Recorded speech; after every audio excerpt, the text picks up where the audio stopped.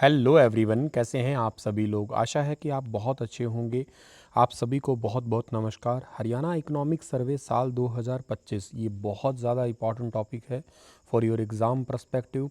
इस टॉपिक को आप बहुत अच्छे से देखना। ये काफ़ी लेंदी टॉपिक भी है, मतलब ऑफिशियली इकोनॉमिक सर्वे को अगर आप लोग पढ़ते हैं तो आप ऑफिशियल साइट पे जाएंगे तो आपको तकरीबन 199 पेजेस का एक कंप्लीट पीडीएफ मिलेगा।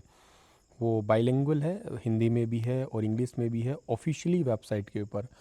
लेकिन जब आप उसे खुद से पढ़ने बैठते हैं तो आपको बहुत लेंदी लगेगा वो, और उसमें से सारी चीज़ें समझ में भी नहीं आती कि हमें कौन सी पढ़नी चाहिए या कहाँ से इसमें से क्वेश्चन बनते हैं।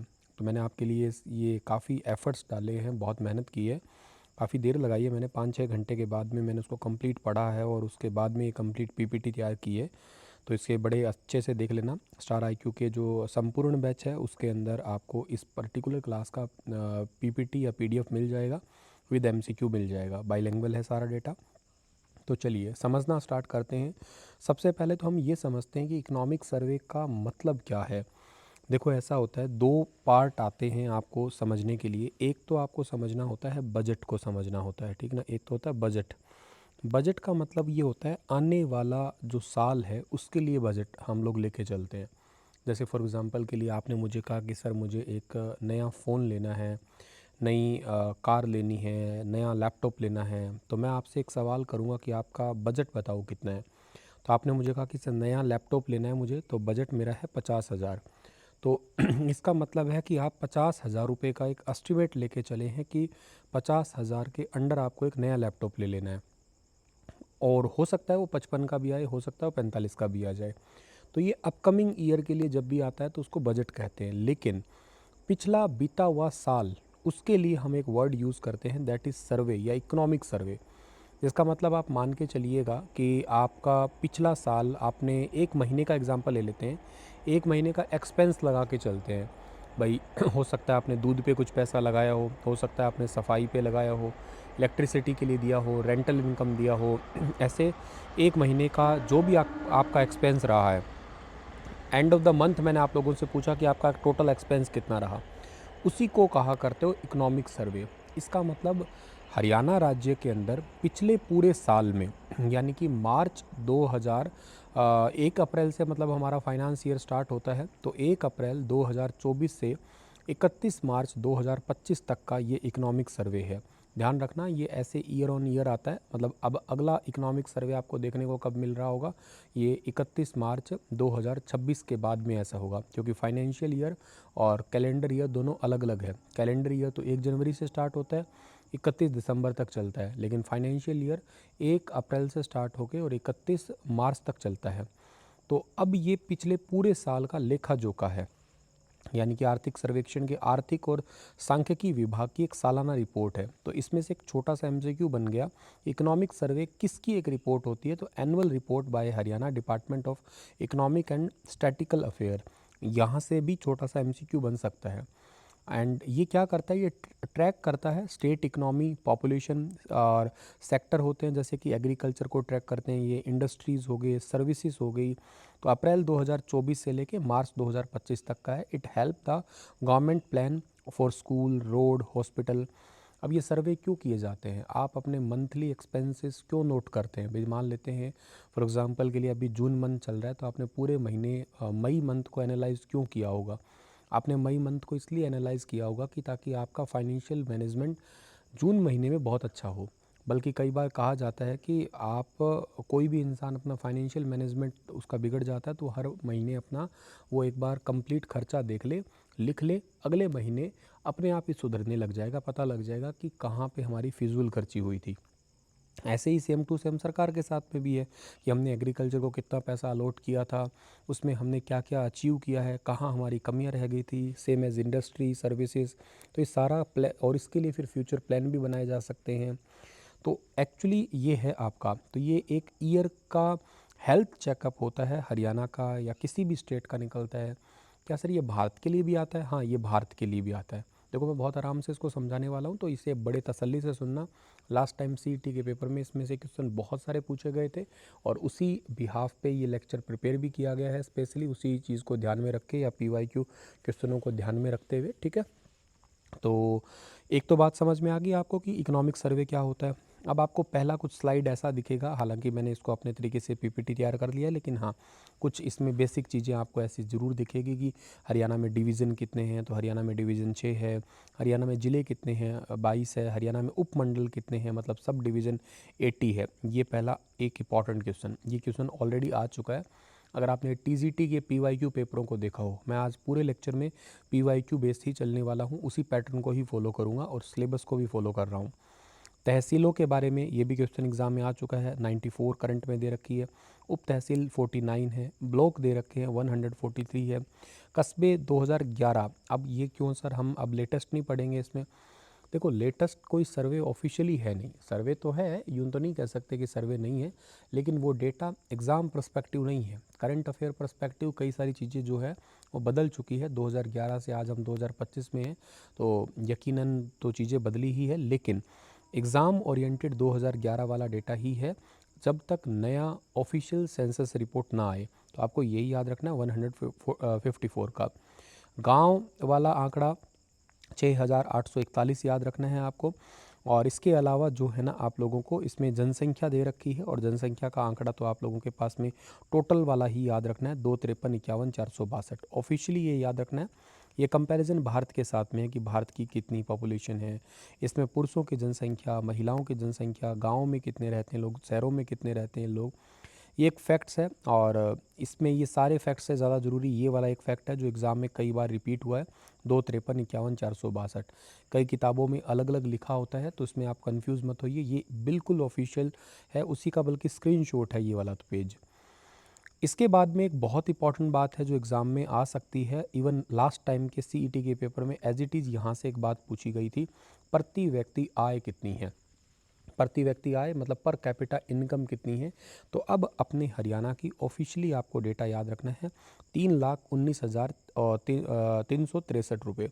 भारत के कंपेयर करें तो काफ़ी अच्छा है ये डेटा। पूरे भारत का 1,84,205 है। क्या सर मुझे यहाँ से भारत का भी डेटा याद करना है? बिल्कुल करना पड़ेगा। कई बार कंपैरिजन दे दिया जाता है, क्योंकि आपको यहाँ पे 15 नंबर का स्टैटिक जीके वाला पोर्शन भी आपके एग्ज़ाम में दे रखा है, तो दैट्स वाई आप इस वाले डेटा को अच्छे से याद कर सकते हैं। तो ओवरऑल हरियाणा का एरिया दे रखा है, हरियाणा का एरिया कितना है, 44,212 स्क्वायर किलोमीटर है। भारत के पर्सपेक्टिव कितना है, 1.34% है। डिवीज़न कितने हैं, 6 है। डिस्ट्रिक्ट कितनी है, 22। सब डिवीज़न 80 हो गया। तहसील 94 हो गई। सब तहसील 49 हो गई है। ब्लॉक वगैरह ये तो मैंने आपको बता दिए हैं। अब एक इम्पॉर्टेंट बात और आगे चलते हैं, तो पॉपुलेशन अगर आप ऐसे राउंड फिगर में याद करना चाहो तो टोटल कितने हैं, तो 253 मतलब 2.53 करोड़ है।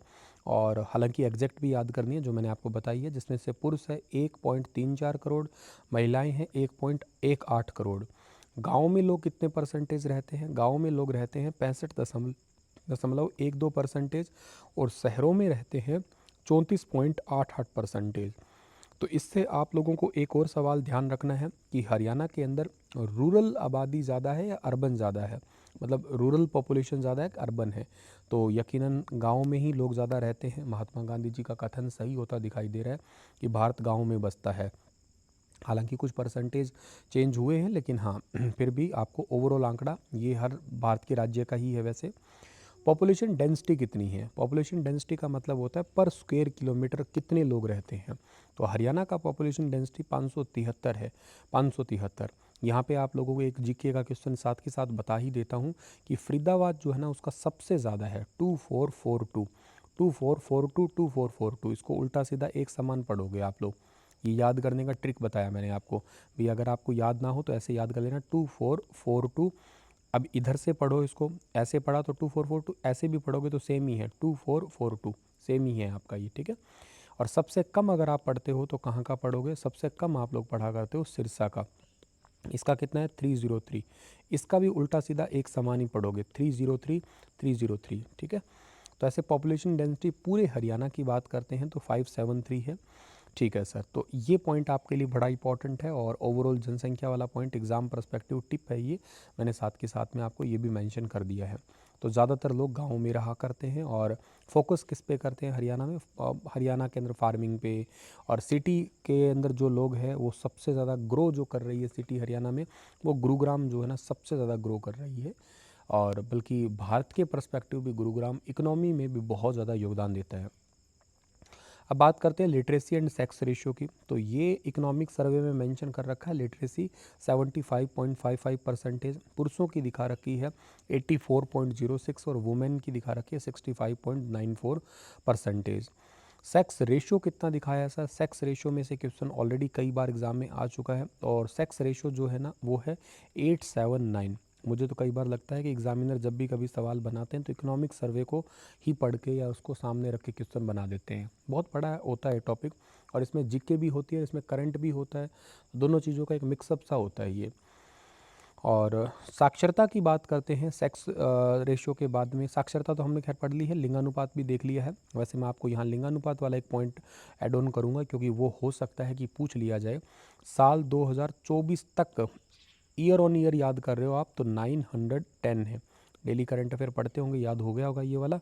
ये 2022 में काफ़ी ठीक था, 917 था। 2023 में थोड़ा कम हो गया 916 और 2024 पूरे साल के ख़त्म होते होते ये कितना हो गया 910। लगातार डाउन हो रहा है, बढ़ नहीं रहा है। कन्या भ्रूण हत्या अभी भी है और पूरे भारत में सबसे कम सेक्स रेशियो था हरियाणा का, ये ध्यान रखना है आपको। तो इसमें ये वाला पॉइंट याद कर सकते हो आप लोग, जहाँ ज़रूरी है बिल्कुल लेटेस्ट वाला बताऊंगा, अदरवाइज 2011 वाला डेटा याद करना है आपको। इसके बाद में 2020 का ऑफिशियली डेटा है। अब आप कहोगे सर 25 का क्यों नहीं है? क्योंकि हेल्थ डिपार्टमेंट की तरफ से दिया गया ही यही डेटा है आपका। ये लगभग 3 से 4 सालों के बाद में अपडेट किया जाने वाला डेटा है। इसमें है जन्म दर। जन्म दर का परसेंटेज या पर दिखाते हैं 19.9 है पर 1000 के, बर्थ रेट जिसको कहते हैं।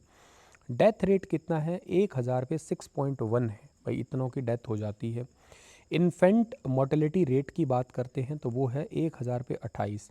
इनमें ये तीनों याद करने का ज़्यादा नीड नहीं है पर ये बहुत ज़्यादा ज़रूरी है, इसके से सवाल लगभग बनते हैं।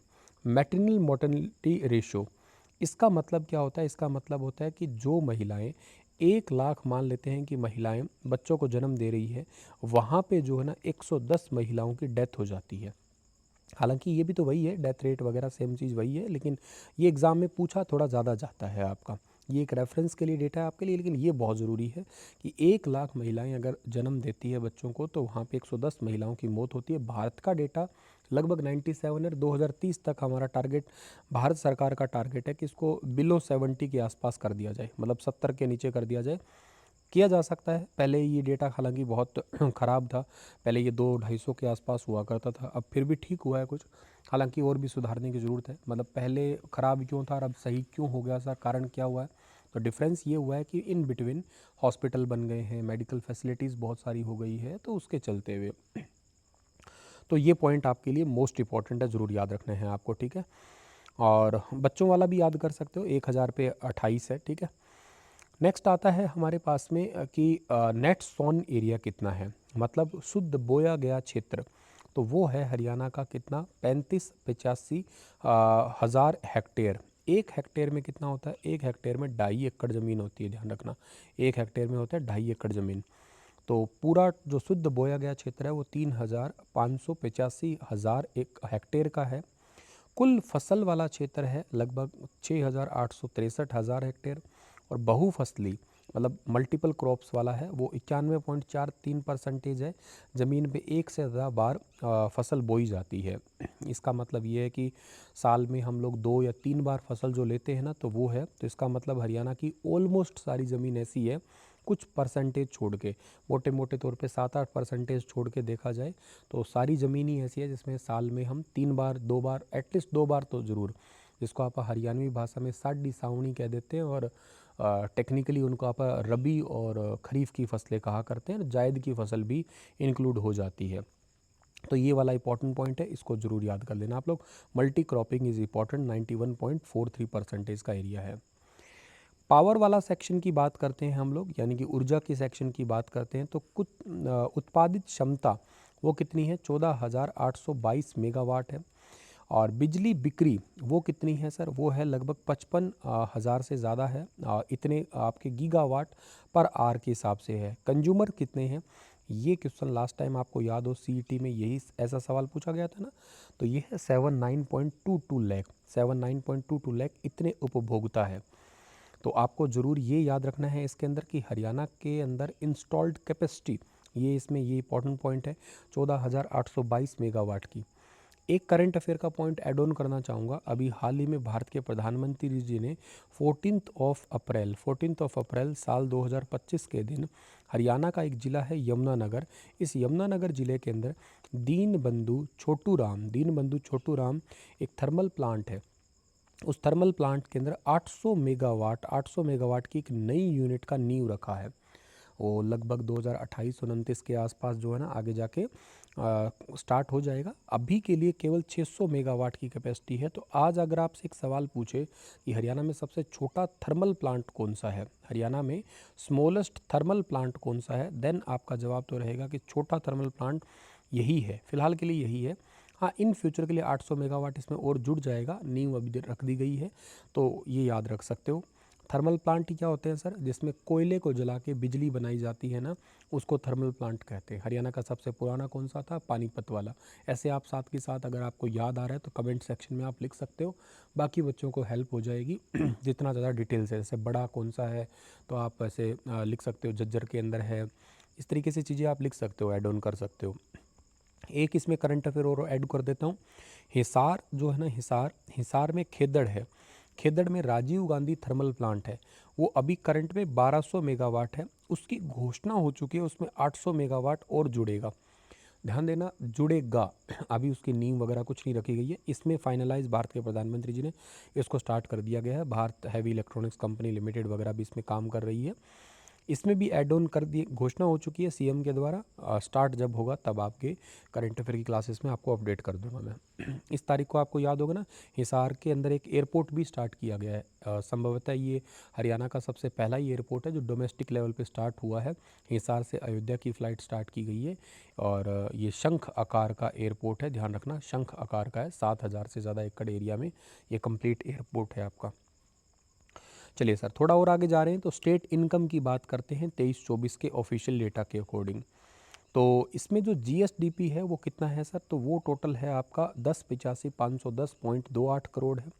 जीएसवीए जो है ना वो लगभग 959,934.06 करोड़ है। और पर कैपिटा इनकम, ये आपके लिए ज़रूरी है, ये आपसे क्वेश्चन पूछा जाएगा, आपको यही याद रखना है कि टोटल ओवरऑल इनकम कितना है, सब खर्चा वगैरह निकाल के, तो वो आप लोगों को याद रखना है स्टेट इकनॉमी के हिसाब से। तो 3,19,363 रुपये पर कैपिटा इनकम, मतलब प्रति व्यक्ति आय इतनी है।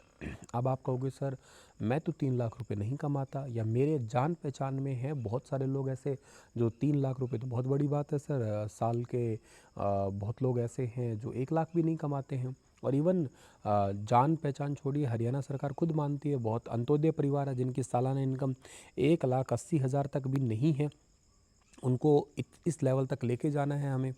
तो फिर ये कहाँ से डेटा आया? या तो ये गलत है या वो गलत है। नहीं, गलत दोनों ही नहीं है।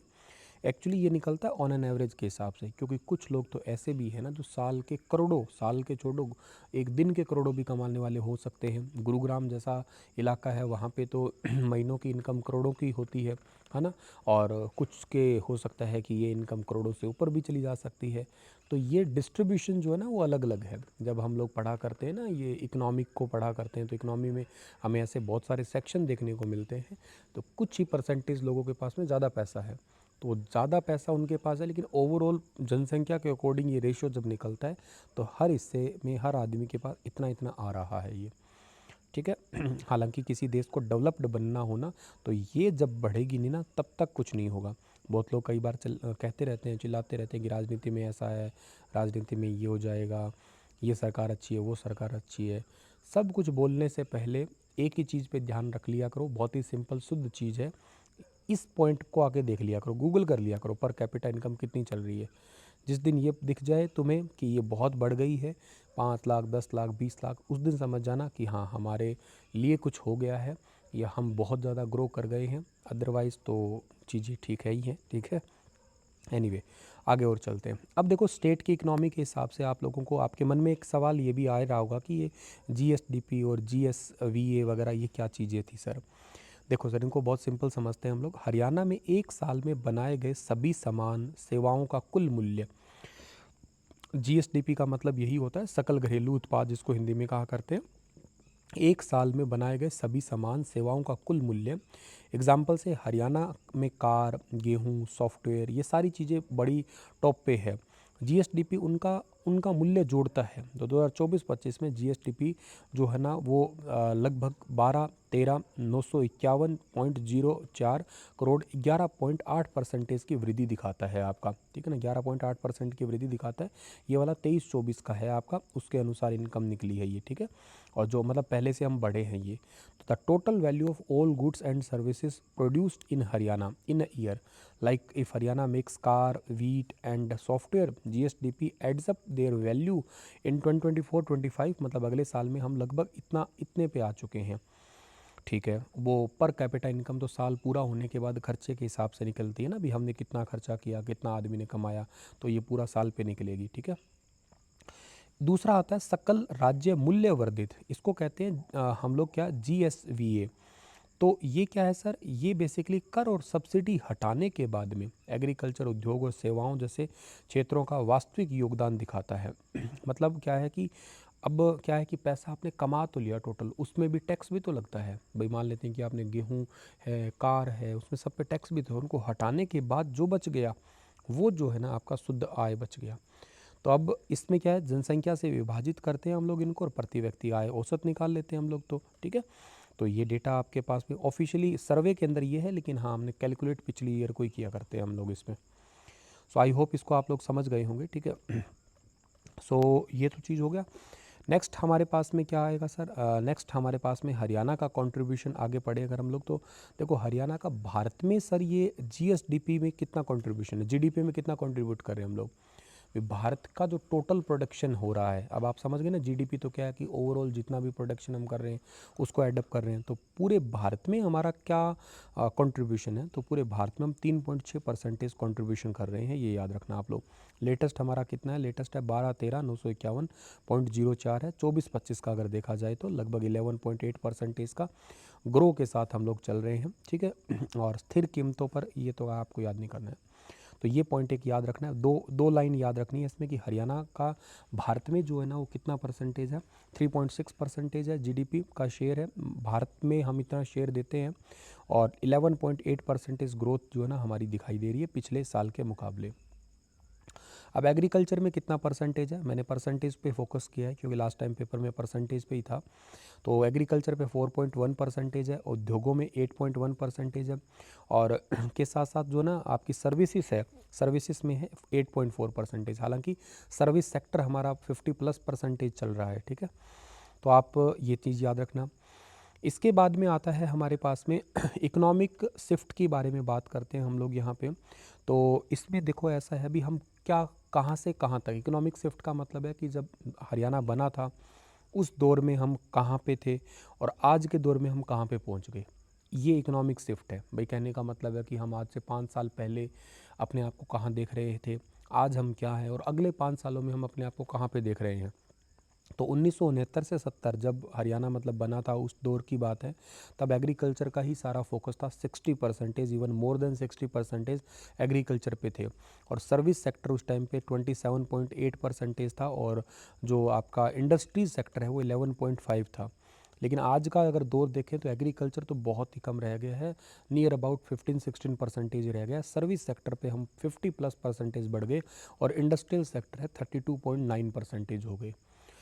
हो सकता है कुछ बच्चों को ये 3 सेक्टर में थोड़ा कन्फ्यूज़न आ रहा होगा कि ये कैसे हो गया, क्या हो गया, ये एक्चुअली क्या है।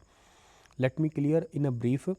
सो सबसे पहली बात आप एग्रीकल्चर के बारे में समझिएगा, यानी कि एक प्राइमरी सेक्टर समझिएगा आप लोग। प्राइमरी सेक्टर का मतलब क्या होता है, प्राइमरी सेक्टर का मतलब है कि जो प्राथमिक क्षेत्र जो रॉ मटेरियल प्रोड्यूस करते हैं वो प्राइमरी सेक्टर होते हैं सारे। अच्छा, जिसके अंदर एग्रीकल्चर भी आ जाएगी। जैसे मान लेते हैं कि मेरे पास में खेत है तो मैं गेहूँ उत्पादित कर रहा हूँ, मेरे पास में फॉर एग्जांपल कि गाय भैंस है तो मैं दूध उत्पादित कर रहा हूँ, तो ये सब प्राइमरी सेक्टर के पार्ट है। सेकेंडरी सेक्टर जो आता है ना उसके अंदर उद्योग आते हैं, सेकेंडरी सेक्टर के अंदर उद्योग आते हैं, यानी कि सेकेंडरी सेक्टर के अंदर आती है आपकी इंडस्ट्री आती है सारी। अब क्या है कि मेरे पास में गेहूँ था, मैंने गेहूँ का बिस्किट बनाया, गेहूँ से मैंने मैदा बनाया, गेहूँ से मैंने फॉर एग्ज़ाम्पल के लिए अभी जो है ना बहुत सारे और भी प्रोडक्ट बनाए जा सकते हैं, बहुत सारे दलिया जैसे एग्ज़ाम्पल से है बनाया जा सकता है। दूध था मेरे पास में, दूध से मैंने पनीर बनाया, मावा बनाए, पेड़े बनाए, बहुत सारी चीज़ जो है ना ये सब चीज़ें सेकेंडरी सेक्टर के पार्ट में है। तीसरा सेक्टर इसके अंदर आता है टर्सरी सेक्टर, जिसको कहते हैं सर्विस सेक्टर के नाम से जानते हो आप लोग, ठीक है ना। तीसरा सेक्टर मोटे मोटे तौर पे आप लोग इसको सर्विस सेक्टर कह सकते हो। ये आती है सेवाएं। मेरे पास में ना खेत था ना मेरे पास में इंडस्ट्री थी, मेरे पास में 10 रुपये है, मैं मार्केट में गया डायरेक्ट बिस्किट लेके आ गया, that is service sector.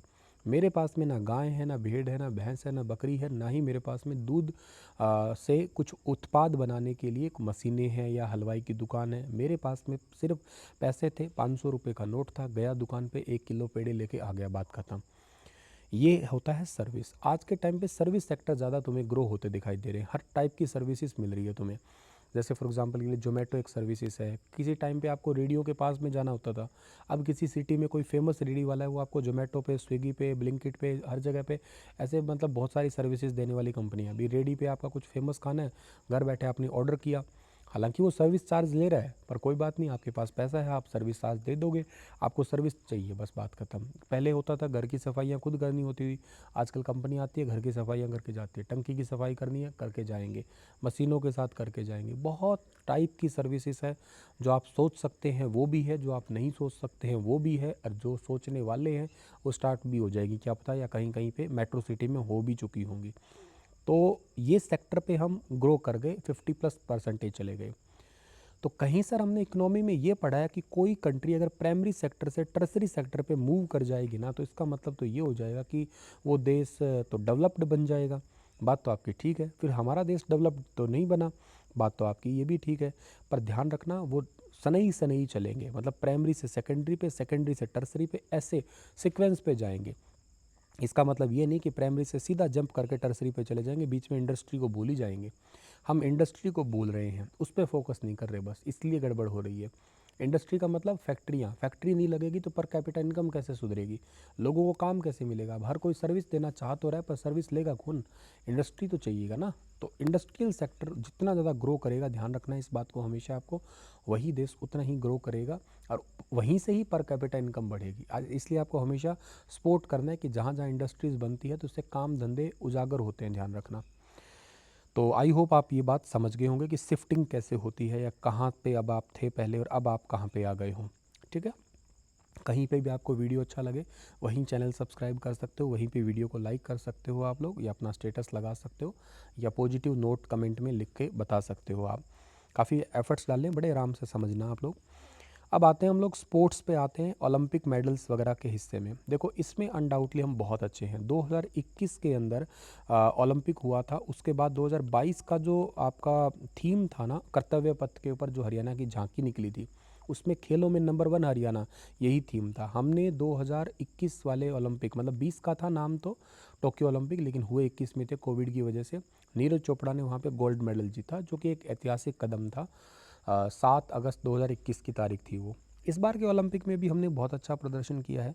Olympic के लिए 608.18 करोड़ जो है ना बजट अलॉट किया गया था, और इसमें से अगर हम लोग बात करते हैं तो इस बार हमारे पास में 1 सिल्वर और 4 ब्रॉन्ज आए हैं। इसके बारे में मैंने अलग से ओलंपिक का वीडियो बना रखा है, तो आप उसको देख सकते हो। इन रेफरेंस के लिए सिंपल इन शॉर्ट पे बता देता हूँ, मनु भाकर झज्जर से, जिन्होंने ब्रॉन्ज मेडल जीता था शूटिंग में 10 मीटर पिस्टल के अंदर, और एक इन्होंने अकेले भी जीता था, और एक इन्होंने सरबजोत सिंह के साथ में जीता था जो अम्बाला से हैं, ब्रॉन्ज मेडल जीता था इन्होंने भी, 10 मीटर मिक्स्ड टीम में जीता था। मतलब इन्होंने, मनु ने तो अकेले ने, और मनु और सरबजोत दोनों ने मिल के भी। अमन सहरावत जो हरियाणा के झज्जर से है, इन्होंने कुश्ती में ब्रॉन्ज मेडल जीता था। नीरज चोपड़ा ने पानीपत से सिल्वर जीता था जावलिन थ्रो के अंदर। अपनी हॉकी टीम के अंदर 3 खिलाड़ी थे, हरियाणा से 3 खिलाड़ी थे, उनके नाम ये है, देखो मनप्रीत ने ट्रेनिंग वगैरह तो लिया है, हरमनप्रीत वगैरह और खिलाड़ी, लेकिन हरियाणा से एक्चुअली ये है। सुमित है एक तो, जो कि सोनीपत से है, अभिषेक है जो कि सोनीपत से ही है, और एक संजय है, ठीक है। मतलब 3 है ये, सोनीपत, सुमित है, अभिषेक है और संजय है, एक हिसार से इनमें। तो ये 3 थे, और ये तीनों ने जो है ना इसके अंदर जो हॉकी टीम थी उसके अंदर पार्टिसिपेट किया था।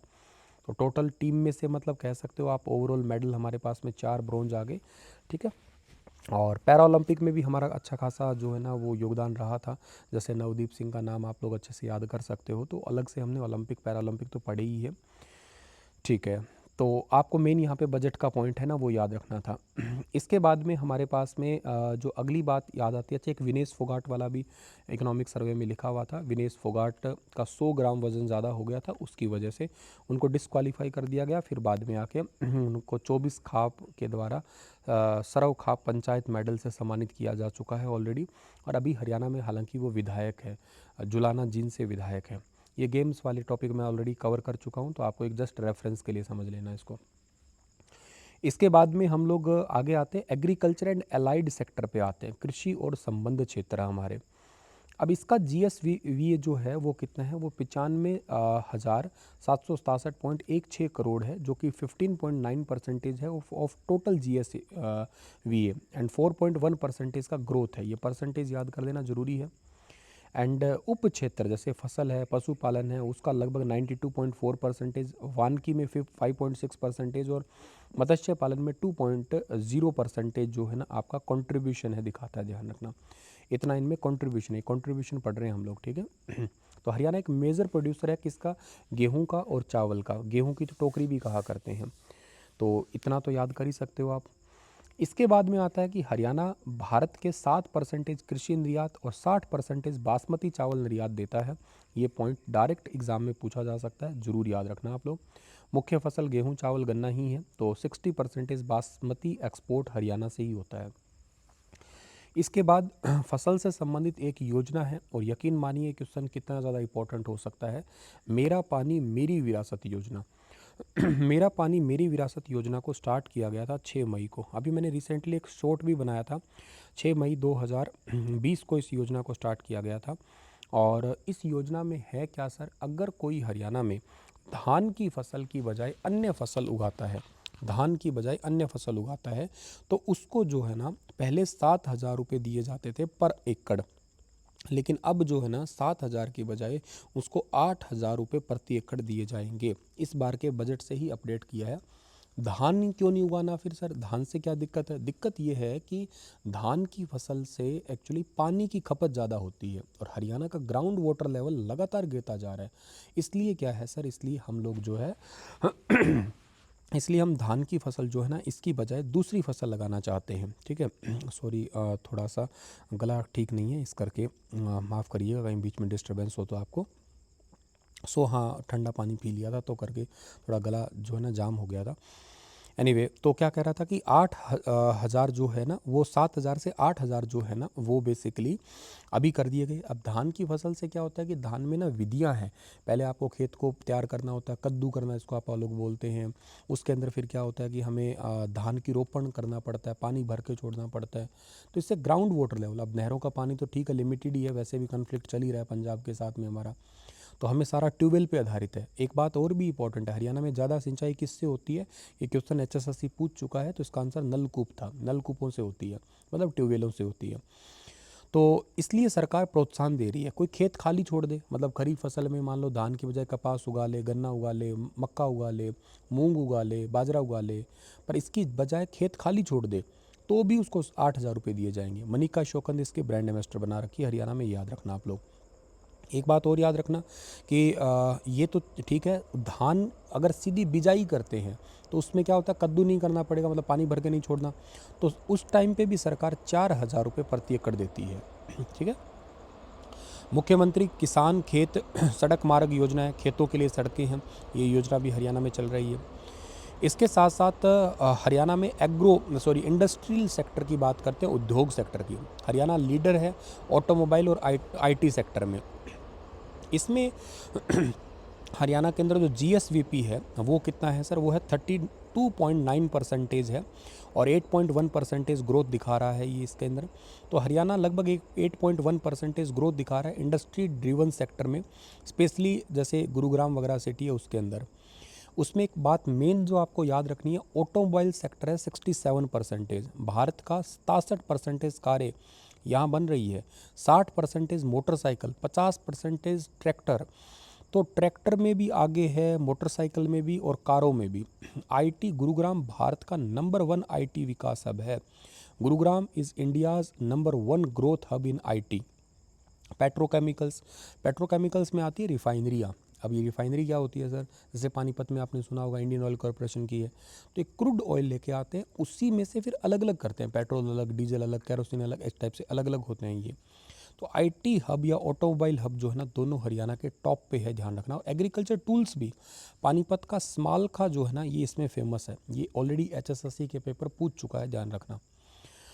हरियाणा जो है ना, इसमें हरियाणा एंटरप्राइज प्रमोशन पॉलिसी 2020, इसका मतलब क्या था? नए व्यवसायों का समर्थन। कोई आपसे एग्जाम में क्वेश्चन ये पूछे कि हरियाणा एंटरप्राइज प्रमोशन पॉलिसी 2020 का उद्देश्य क्या था, तो सपोर्ट न्यू बिजनेसेस।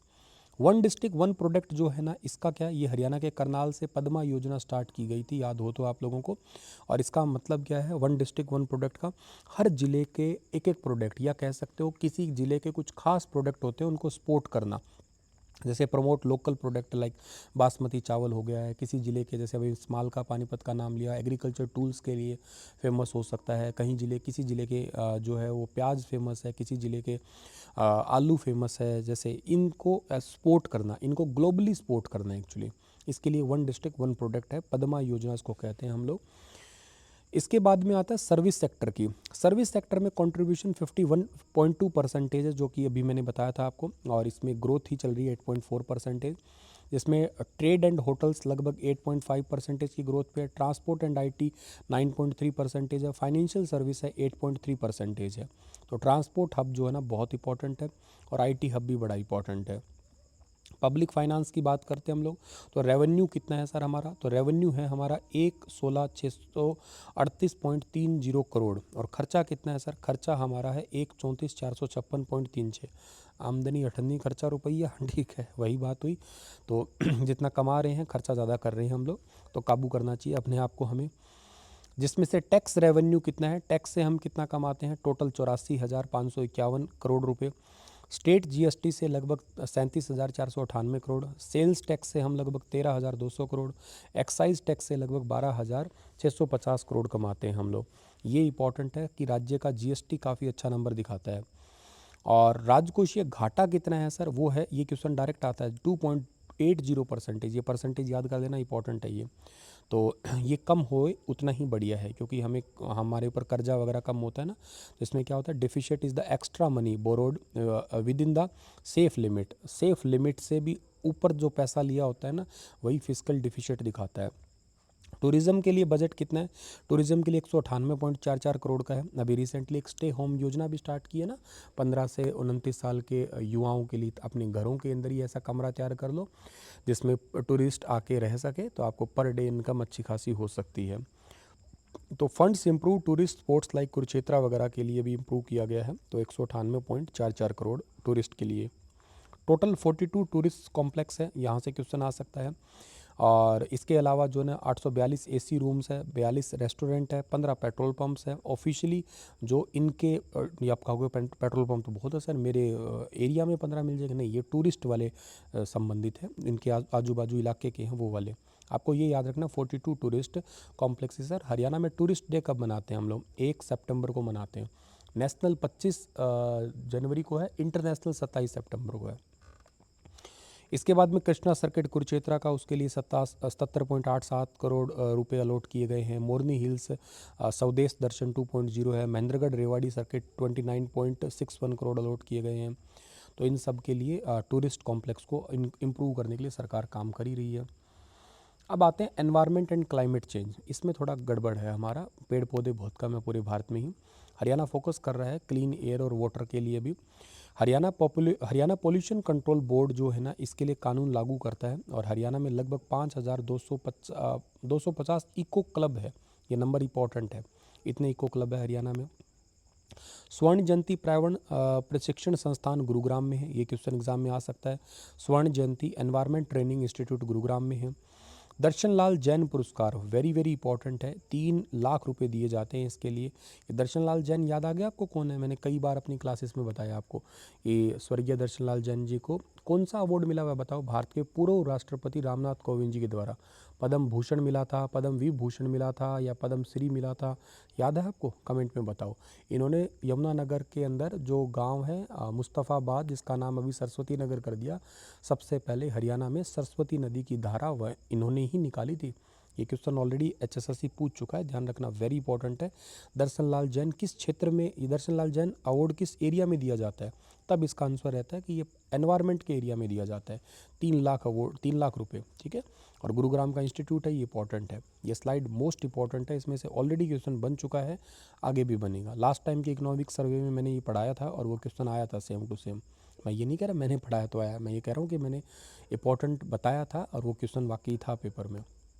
कॉरपोरेशन, पहला तो सवाल यही इंपॉर्टेंट है कि साल 2025 को ईयर ऑफ कॉरपोरेशन सेलिब्रेट कर रहे हैं हम लोग, ध्यान रखना। हरियाणा में सहकारिता मंत्री कौन है बताओ कमेंट में। ये भी कॉरपोरेशन डिपार्टमेंट जो है ना, मतलब हरियाणा में साल 2025 को हम सहकारिता वर्ष मना रहे हैं। Cooperative help farmer with sugar cane and milk, cooperative सहकारिता हरियाणा के अंदर किसानों को गन्ने में, दूध में, मतलब ये प्रोडक्ट बेचने में हेल्प कर रहा है। इसके लिए बजट हमारा कितना रखा गया है? लगभग स्टेट का तो बजट जो है ना 108,899.80 लाख है और भारत का 373.20 लाख है।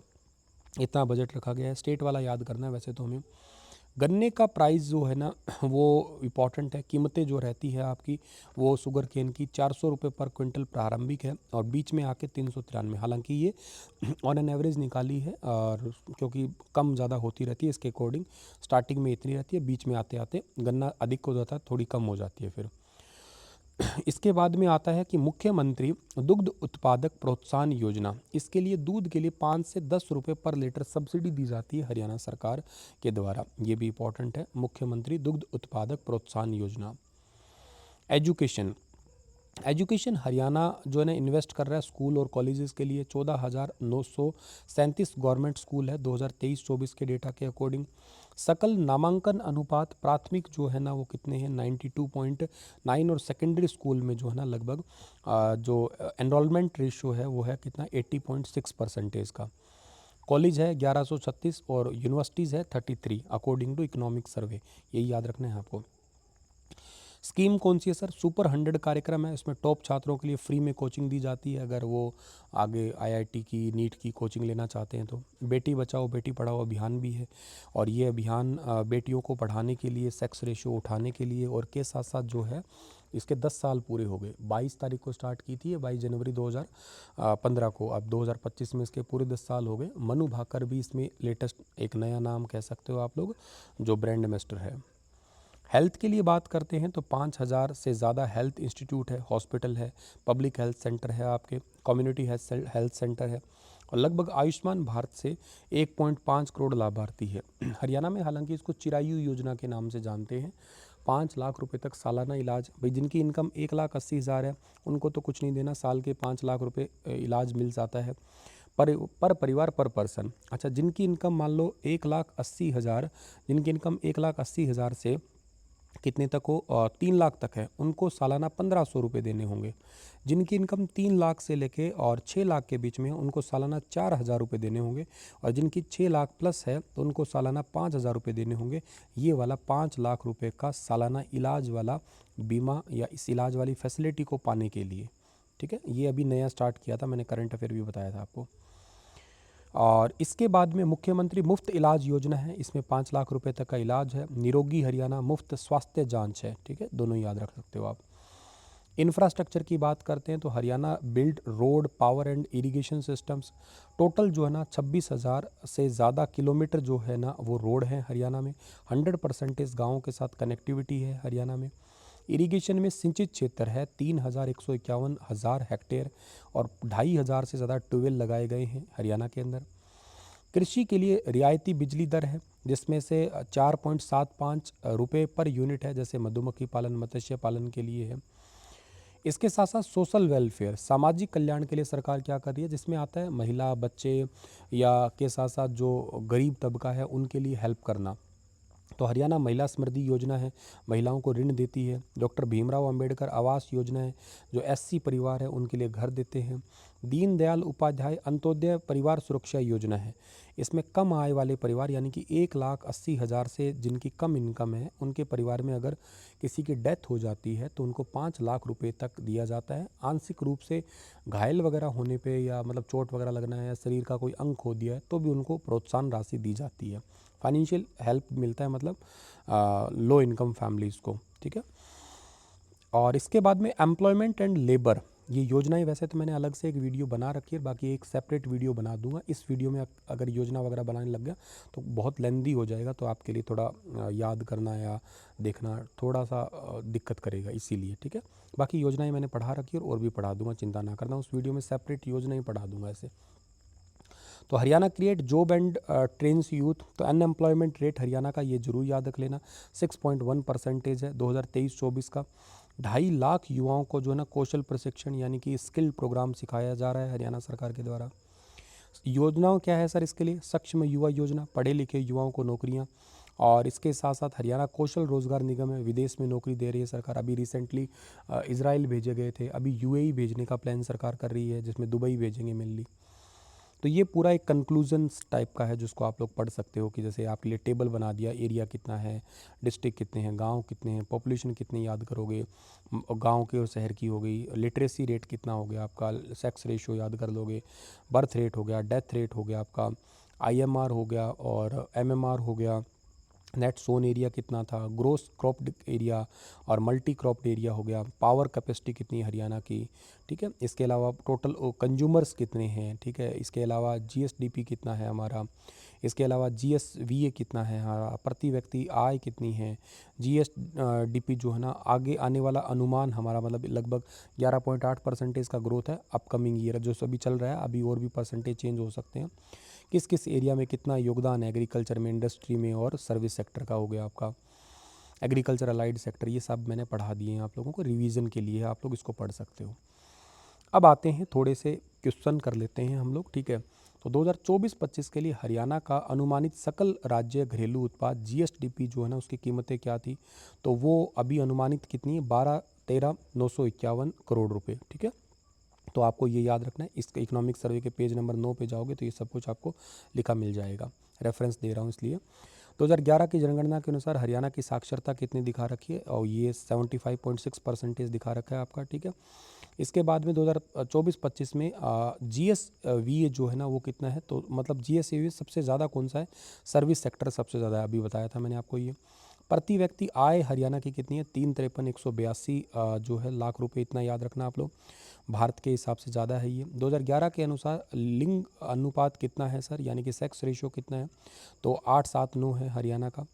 इसके अलावा 2024-25 के लिए हरियाणा के जो जीएसवीए की अनुमानित वृद्धि दर कितनी है, 7.6% है अनुमानित, तो ठीक है।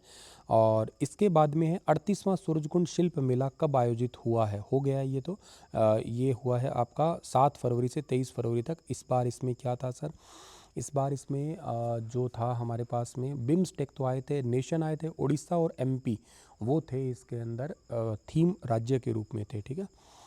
इसके बाद में था ये क्यों लिखा है सर, होने वाला है, क्योंकि उस टाइम मार्च में आया था, ये जो सर्वे तैयार किया गया था ना, सर्वे के अनुसार था, पहले से चीज़ें अनाउंस हो जाती है ना तो करके, खैर। और 2024-25 में 28 जनवरी 2025 तक राज्य पर्यावरण प्रभाव मूल्यांकन प्राधिकरण के द्वारा कितनी पर्यावरणीय परियोजनाओं को मंजूरी दी गई है, टोटल 171 को दी गई है, ठीक है ना, टोटल 171 को हरियाणा के अंदर state environmental impact assessment authority के द्वारा इतनी परियोजनाओं को मंजूरी दी गई है। 24-25 में हरियाणा के लिए अनुमानित कुल राजस्व प्राप्ति क्या है, टोटल जो रेसिपेंट कितना है, रेवेन्यू कितना है मतलब टोटल, तो टोटल रेवेन्यू है 1,16,638 करोड़ रुपए है, खर्चा हालांकि ज़्यादा है। 22-23 के लिए हरियाणा में निवल बोया गया क्षेत्र जो है ना वो कितना है, तो 35-85,000 एकड़ एरिया है। 2011 के अनुसार हरियाणा का जनसंख्या घनत्व कितना है, 573 व्यक्ति प्रति वर्ग किलोमीटर है, भारत का 368 है, तो उससे ज़्यादा है हरियाणा का। 1969 में हरियाणा में जो है ना एग्रीकल्चर का जो हिस्सा था वो कितना था, 60.7% था, जो आज घट गया है लगभग, और काफ़ी घट गया ये। सर्विस सेक्टर का बहुत कम था, 21.7 ही था, और इंडस्ट्री का 17.6 था। हरियाणा की बिजली की क्षमता कितनी है, तो 14,822 मेगावाट की कैपेसिटी है हरियाणा की, और जिसके अंदर बिजली बेची गई है 55,021 गीगावाट, ठीक है ना, मेगावाट की इतनी कैपेसिटी है, और बेची इतनी गई है। कुछ हम लोग उधार भी लेते हैं। हरियाणा का पर्यावरण विभाग जल प्रदूषण को नियंत्रित करने के लिए कौन सा अधिनियम लागू कर सकता है, तो या करता रहता है, तो इसके लिए है वाटर पोल्यूशन कंट्रोल एक्ट, जल प्रदूषण नियंत्रण अधिनियम है ये, और 1974 का है। वायु प्रदूषण अधिनियम 1981 का है। पर्यावरण संरक्षण अधिनियम 1986 है। तो इन सबको याद रखना आप लोग। 2020 के आंकड़ों के अनुसार हरियाणा में ग्रामीण क्षेत्रों में शिशु मृत्यु दर वो कितनी है आपकी, तो 31 है पर 1000 के ऊपर, ठीक है। और 2020 के अनुसार आपकी, और पहले जो है ना आपकी कितनी 2000 इसके लिए तो हो गया ये वाला तो, और इसके अलावा जो ना 28 1000 पे थी, इसमें ग्रामीण क्षेत्रों में 31 है। ओवरऑल तो इतनी है, लेकिन ये हर शहरी क्षेत्रों में कितनी है सर, 1000 पे 23 है। हरियाणा में स्टे होम योजना वैसे तो घोषणा की गई थी 21 में, स्टार्टिंग में 4 क्षेत्रों से, लेकिन पूरे हरियाणा के लिए अभी लॉन्च की गई है, ठीक है। जिसमें मैंने बताया ना 15 से 29 साल के बच्चे जो हैं अपने घर के अंदर एक रूम तैयार करके और टूरिस्ट को जो ना बढ़ावा दे सकते हैं, टूरिज़्म को बढ़ावा दे सकते हैं। इंडस्ट्रियल प्रोडक्शन इन हरियाणा की अगर बात करते हैं हम लोग, हरियाणा में औद्योगिक उत्पादन का जो सामान्य सूचकांक आधार जो है ना वो कितना है सर, 181.4 है आपका, ठीक है ना। 2020-21 में 151.2 से बढ़ गया है, 181.4 है, जिसमें मोटर वाहन और मशीनरी जैसे क्षेत्रों में वृद्धि हुई है। मतलब हरियाणा में अनुमानित टोटल खर्चा कितना है, तो 155,832 करोड़ रुपए है आपका, ठीक है। इसके अलावा 2018 से 20 के आंकड़ों के अनुसार हरियाणा में एमएमआर कितना है सर, तो वो कितना है सर, वो आपको याद रखना है, 110 है। भारत का 97 है, याद रखना आप लोग। सर्वेक्षण के अनुसार अरावली पार्क जो है ना वो स्थापित कहाँ करेंगे, गुरुग्राम में करेंगे अरावली पार्क, ठीक है। इसके अलावा आता है 2022-23 में हरियाणा में निवल बोया गया क्षेत्र 91.43% है। कितना, एक से ज़्यादा बार, मतलब ये मल्टी क्रॉप वाला एरिया हो गया।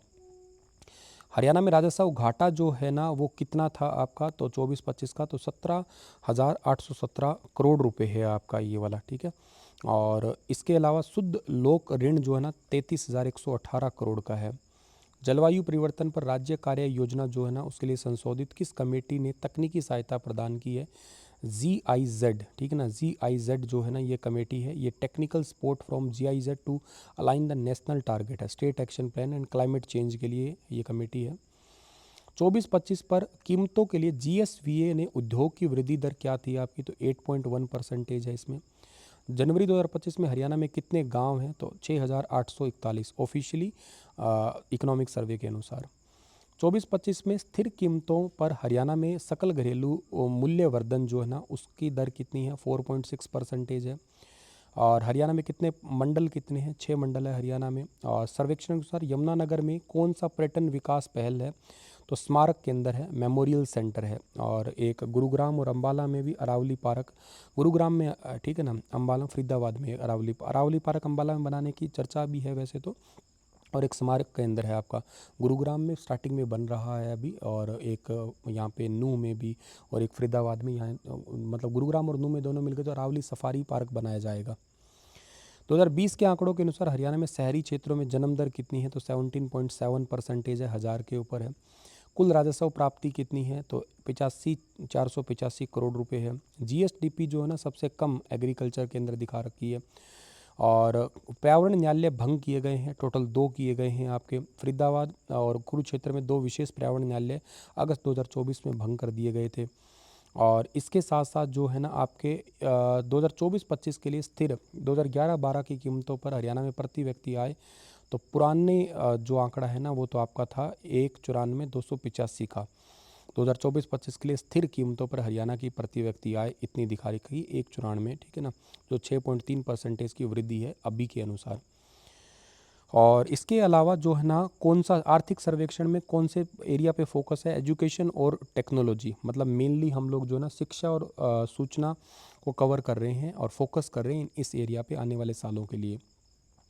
डेवलपमेंट जो है एस्टीमेट डेवलपमेंटल एक्सपेंडिचर हमारा कितना है, तो 1,02,688 करोड़ है टोटल, और विकास के लिए इतना पैसा लगा रहे हैं हम लोग। इसके अलावा आर्थिक सर्वेक्षण जो है ना, इसमें निम्नलिखित में से कौन सा चर्चा होने की संभावना है, तो पंचायती राज, रूरल एंड अर्बन डेवलपमेंट जो है ना, इनके लिए जो है ना, इस क्षेत्र को बेसिकली हम लोग जो है ग्रो, आप इतना समझिएगा, पंचायती राज और के साथ साथ ग्रामीण और शहरी विकास, इनके ऊपर हरियाणा फोकस कर रहा है, स्पेशली इनको रोड कनेक्टिविटी और इलेक्ट्रिसिटी कनेक्टिविटी के लिए।